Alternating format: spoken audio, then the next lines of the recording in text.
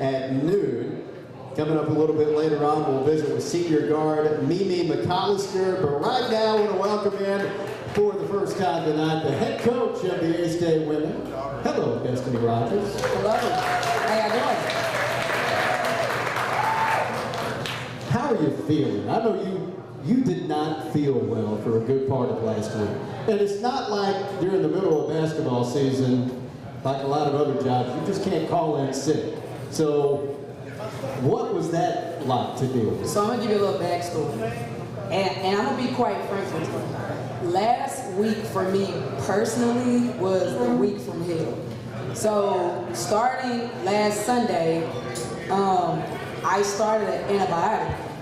And on Sunday night, I had the chills, I had the fever, I had the shakes. My lower body was hurting really bad.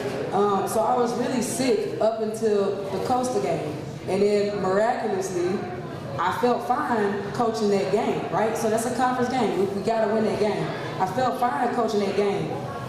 Well, after the game, 4 a.m., I wake up and my body is just full blown. Like my whole body feels like it's on fire. So I'm not knowing at the time, but I'm having an allergic reaction to an antibiotic that I'm taking. So for 72 hours straight, my body just felt like it was on fire. Wow. So we had 2 practices leading up to Saturday where I was there, but I wasn't there at practice. Like I was struggling. They had to give me so much medicine to get on that plane and so much medicine to coach the game on Saturday that I cannot do anything but take ownership for that game because I just could not be present for my team. And I think that it clearly showed on Saturday that I wasn't able to be there. But thank God, I'm thankful for our trainer, Dr. Benefield, Dr. Garner, over here at the pharmacy. They were able to get me medicine right before we left. And I'm seriously, yesterday was the first day that I felt good. I slept for 12 hours. I feel like a brand new human. I was able to get after my team in practice today, so that made me feel a lot better. So I'm back in full health, and we're gonna have us a great dang week this week. We won't have another week like last week. Well, I'm glad you're feeling better. Me too, thank you, Lord. Let's go back and recap the Coastal Carolina game. It was Wednesday night. You said going in, hey, this team is a whole lot better than their record indicates, and it showed. I mean, you were able to win the game 78-70. Yeah. You hit 16 threes. You turned them over 32 times, but still, it came down to the last couple of minutes of that one. Yeah, it really doesn't. Obviously, you look at the team Saturday, they were 10-11, and they played probably the best game they played all year. That's what it's going to be when we play. Everyone's going to play their best against us. So it is on me first as the head coach to get us ready to go. And then we have to understand the magnitude of what we're chasing right now. And we don't get an opportunity to take a day off or take a possession off. We got to show up every single day. And we understand that this week is going to be tough, but we're going to be tough and we're going to go in and we're going to play hard and we're going to see what happens. And I imagine you're sensing that a lot more this year. You're the defending conference tournament champions. You're in first place in the league. You know going into every game, in the Sun Belt especially, you're going to get everybody's best shot. Yeah, I mean, you look at Coastal Carolina, they didn't have a winning record, but they gave us their best punch because they're actually a really good team. They got great size, they can shoot it, they sit in that zone, you got to make shots to beat them. We made 19 field goals and 16 of them were threes. That's like, we had to make shots to win that game. We had to turn them over to try to get paint production because when they get in that zone, they're so long, you can't get anything in the paint. So I was really proud of us for toughing out that win. That was a huge win for us. Obviously, we laid an egg on Saturday, but if it had to happen, at least it happened in the game. It can't cost you a conference championship. And before we get to Saturday, we're not going to spend much time there. I do want to recognize a couple of milestones. It was the 20th win of the season on Wednesday night against Coastal Carolina, and that's always a really big deal when you get to 20. I know you don't take that for granted. It was also Coach Dez's 75th career victory, so congratulations on that. And I heard you talking with Kate after the game. You had no idea. I had no clue. I don't keep up with individual accolades for myself. I don't care about that. I just want the team to win. But, you know, when he brought it up to me, obviously I got to say it, God is good. This is where I wanted to do it at. I take a lot of pride being the head coach at Arkansas State, and it meant a lot to me to get that win on our home floor. And as far as Saturday at Eastern Michigan, again, we're not going to spend a lot of time on that because you already talked about some of the other factors that were kind of up against your team in that one, but you lose in overtime, 76-73. When you do go back and watch that, what's your biggest takeaway? The only takeaway I can give you is that the game is on me. Like, we prepare a certain way, and when I'm not able to prepare them the way that I prepare them, we took a little bit of a hit. So I'm not going to blame our players, I'm not going to blame my staff, I'm going to blame myself. And we went to work today, and I'm sure they're probably mad at me right now, but they'll be all right because they're going to be tough this week, and we're going to get the job done because we know how important this week is, and we're in the driver's seat. So we got to put ourselves in a position to stay exactly where we are, and we know it's going to be really tough on the road. Billy Holland wants to know how cold it was in Michigan.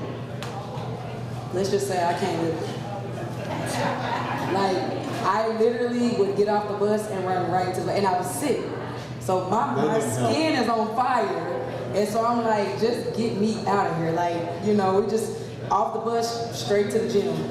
To the bus, straight to the hotel. Back to the bus, straight to the gym. Like, I didn't want to spend any time outside. It was cold, very cold. Continuing to visit for a couple of more minutes with A-State head coach Destinee Rogers. We're live at the Red Wolves presented by Greenway Equipment. This week's opponent preview sponsored as always by Arkansas Blue Cross and Blue Shield, official health insurer for A-State Athletics. Take good care, Arkansas. Tough challenge this week on the road. This is as difficult of a stretch that you'll have in Sun Belt play, being on the road against two of the teams that are right behind you in the standings. It'll start off Wednesday at 4. It's the makeup game, the game that was postponed a week and a half ago at Georgia Southern. You're going to make it up Wednesday afternoon at 4 o'clock. This is a Georgia Southern team that's 17-6 on the year. They're 10-2 in the league. What stands out when you watch them? Well, they play very similar to us. They're super athletic. They can score at a high clip. Got some really good guards. Got a nice inside presence. They press. I think when you look at this week, when you look at the standing of Georgia Southern and the standing of Marshall, I think we have to approach this week like it's a championship week. Like this is the week that if we take care of business, we really put ourselves in a great position going on the road next week to Texas State and Lafayette, but then having Troy coming home to us, right? And then finishing with Texas State at home. So this is the biggest week of the season. We got to attack it that way. We got to be focused. We got to be locked in. And we just got to know it's not going to be given to us. If we want it, we have to go in both places and we have to take it. It's going to be extremely tough. So Georgia Southern sitting at 10-2 in the league. Marshall is at 10-3. You'll go to Huntington coming up Saturday at noon. How do they play? They're going to sit in the zone, and you got to make shots. They can also shoot it. But one thing about them, they don't particularly like pressure, so I think that we could get out and really pressure them. And the same thing with Georgia Southern. We can pressure both teams. But we can't just, on the road, you can't just rely on making shots. You have to rely on your defense and getting stops so you can get out of transition and run. So that's the emphasis today, tomorrow, leading up this whole week. We have to get stops, and we have to be elite defensively, and then that will roll over to our offense. Gerald Patterson is here. He wants to know, Coach, how does the defensive scheme change when you're facing a guard who can facilitate and score at a high level? Ball pressure got to be elite. And on Saturday, our ball pressure wasn't there enough. Their point guard, I think, had 8 assists, so that's not good. That means we gave her too much vision to kind of pick us apart. So obviously Georgia Southern has a really, really good guard. She's a 3-level scorer. So we have to do a very good job of applying great ball pressure, taking away her vision, and making her work for every single thing. It's got to be relentless. All right, we're going to take a break here in just a minute. When we come back, we're going to be visiting with one of your seniors, Mimi McAllister. She's been with you a couple of years now. Tell us what she's meant to your program. She means everything. She transferred to us from ODU, and she took a chance on us when it was last year was supposed to be her last year. And then she comes here, and you know she played at ODU, but not near as what she's doing here. And then you come here, and you kind of change the trajectory of your career. You come win a championship here. And we went into the offseason thinking that we were going to have to go find another point guard. and she actually got a year back. And I didn't know for sure if she wanted to come back. And she like randomly called me, I think it was during spring break, and was like, would you let me come back? And I'm like, what? Like, absolutely we want you to come back. We don't want to recruit another point guard, we want you. So she decided to come back, and obviously, if you look at the stats, you look at what she brings to the table, we can't do what we do without Mimi. You gotta have two great point guards to run the system, and we have that. I think we have two of the best point guards in the league, and Mimi steps up, and she provides so much for this team, and she's just a big part of what we do, so we're happy that we have her. Coach, great to see you as always. Glad you're feeling better. Good luck this week. God is good. We're gonna get it done. That's Destinee Rogers joining us out here at Live.